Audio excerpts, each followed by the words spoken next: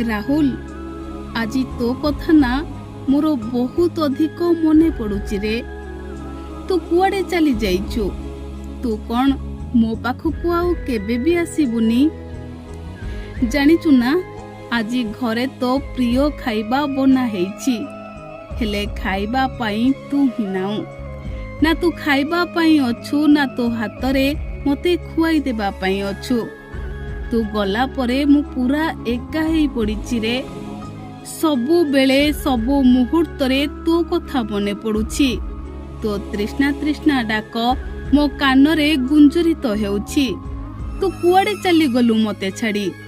ତୋର କଣ ମୋ କଥା ଟିକେ ବି ମନେ ପଡୁନି? ରାତି ପାଇଁ ସକାଳ ହେଲେ ପରା ତୃଷ୍ଣା ତୃଷ୍ଣା ଡାକି ଆମ ଘରଟା କମ୍ପାଇ ଦେଉଥିଲୁ। ସବୁବେଳେ କୁଆଡେ କହୁଥିଲୁ ତୁ ମତେ ଛାଡି ଜମା ବି ରହିପାରିବୁନି। ତୁ ମତେ ଗୋଟିଏ ମୁହୂର୍ତ୍ତ ନ ଦେଖିଲେ ତତେ କୁଆଡେ ପାଗଳ ଭଳି ଲାଗେ। ହେଲେ ତୁ ଆଜି ମତେ ଦୁଃଖ ଦଉଛୁ।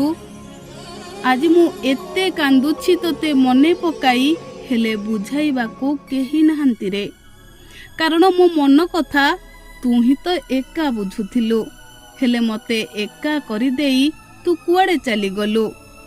ତୁ ଚାଲିଗଲୁ, ମତେ ଏତେ ଦାୟିତ୍ୱ ଦେଇଗଲୁ। ମୁଁ ଏକା ଏକା ସମ୍ଭାଳି ପାରୁନି ରେ। ପ୍ରତିଟି ମୁହୂର୍ତ୍ତରେ ତୋ କଥା ମନେ ପଡୁଛି। ଆଉ ଆଜି ନା ତୁ ବହୁତ ଅଧିକ ମନେ ପଡୁଛୁ। ଏମିତି ହୁଅନ୍ତାନି, ତୁ ଫେରି ଆସନ୍ତୁ।